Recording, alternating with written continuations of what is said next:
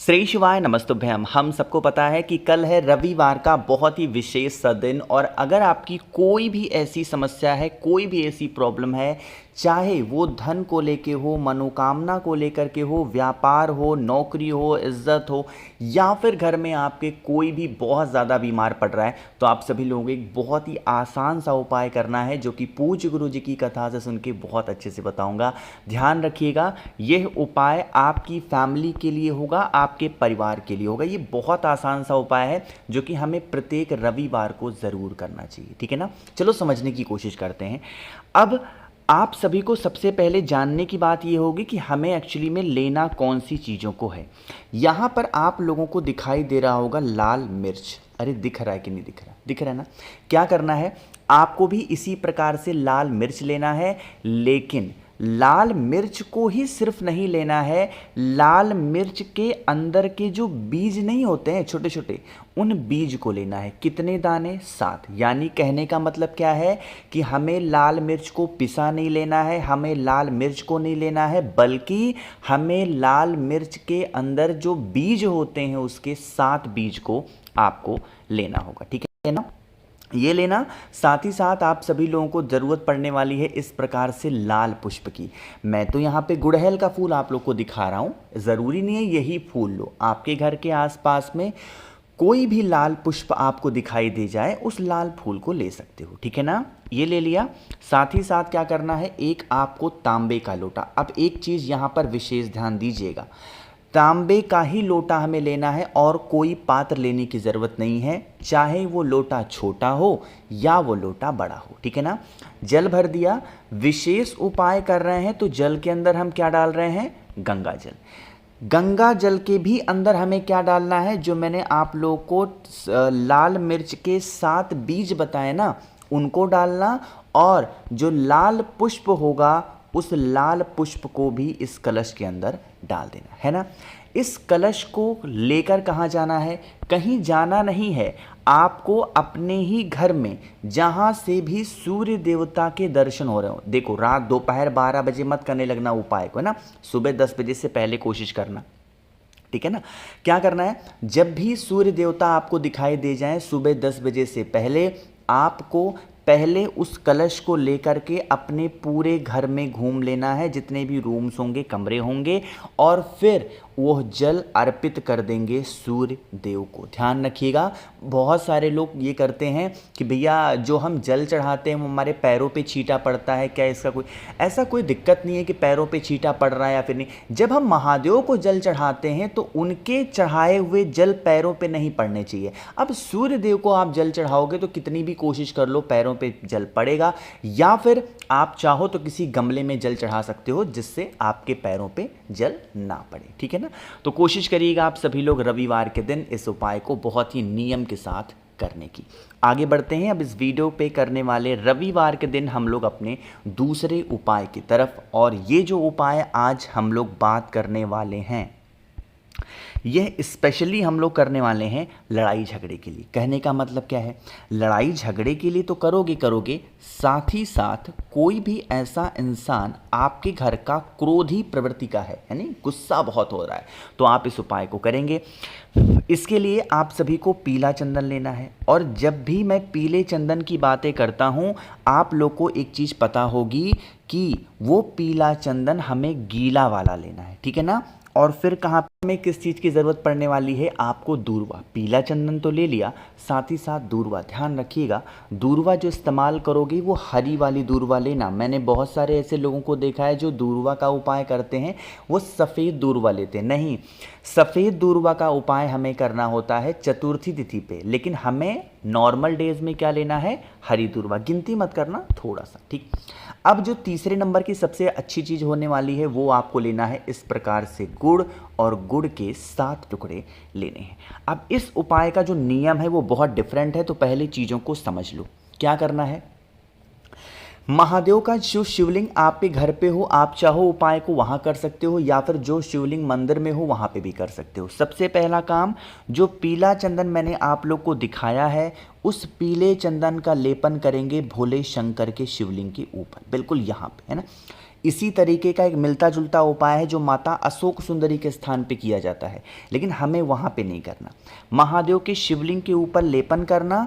अब जो आपके पास में दूर्वा है उस दूर्वा को समर्पित कर देंगे कहाँ पे, यहाँ पे। यहाँ मतलब माता अशोक सुंदरी के स्थान पे, ठीक है ना। इतना समर्पित करने के बाद में अब जब आप जल चढ़ाओगे तो सीधा महादेव के शिवलिंग के ऊपर चढ़ाएंगे और किसका ध्यान करेंगे, कुंदकेश्वर महादेव, है ना। इन्हीं का स्मरण करिएगा। यही जल बहता हुआ जलाधारी से नीचे गिरेगा। इस जल को किसी भी कटोरी में या किसी भी पात्र में रोक लेना। जल को रोकने के बाद में अपने हाथों से शिवलिंग को पोंछ देना, ठीक है ना।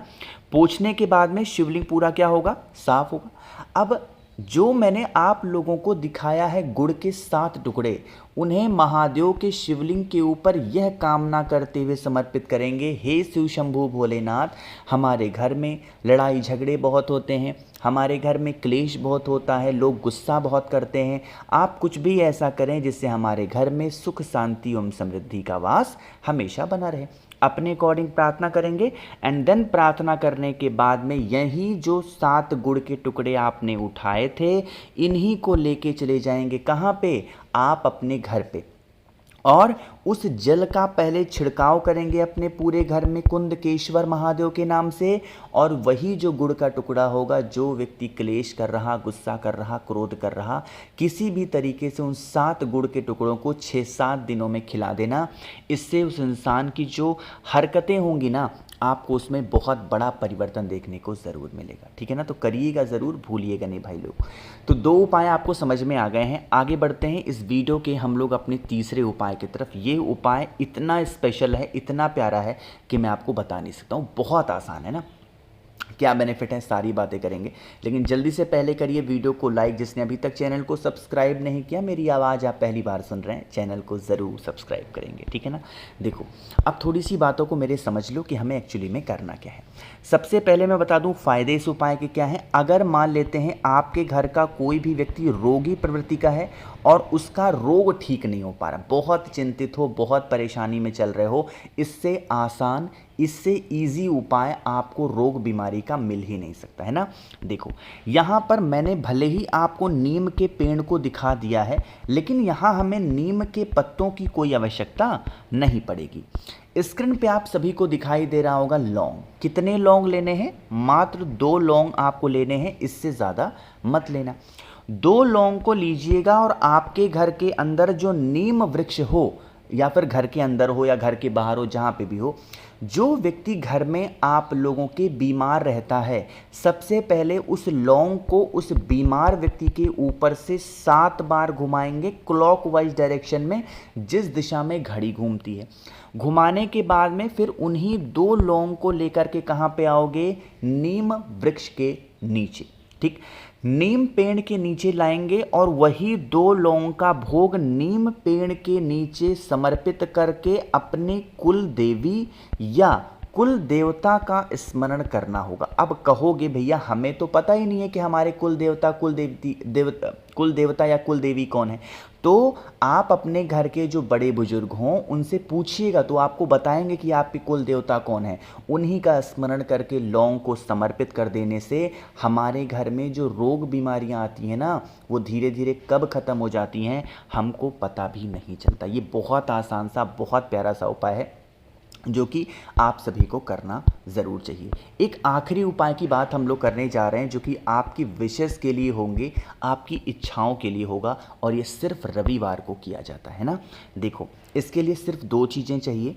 एक तो आपको इस प्रकार से खड़ा मूंग चाहिए और ऊपर से इस प्रकार से आपको चने की दाल चाहिए। रविवार के दिन चने की दाल का बहुत महत्व होता है, मैंने आपको बता रखा है, याद होगा। तो इन दोनों चीज़ों को लेंगे। ध्यान रखिएगा, गिनती करने की कोई आवश्यकता नहीं है, बस आपको थोड़ा थोड़ा लेना है। मतलब 1 चुटकी खड़ा मूंग और 1 चुटकी आपको चने की दाल। पहुंचना है महादेव की शिवलिंग के पास में।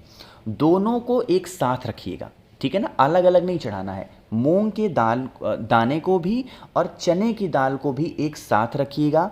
जो भी आप लोगों की इच्छा होगी, जो भी आप लोगों की मनोकामना होगी, उस मनोकामना से सीधा महादेव के शिवलिंग के ऊपर एक नाम होता है अवधूत रूप महादेव का। मतलब जब इच्छा अधूरी ही रह जा रही हो तो अवधूत रूप महादेव का ध्यान करते हैं, अवधूतेश्वर महादेव के नाम से समर्पित करके, और फिर एक लोटा जल अगर आप चढ़ा देते हैं तो इससे घर परिवार में सुख शांति एवं समृद्धि का वास हमेशा बना रहता है और इच्छा तो आपकी पूरी ज़रूर होती है।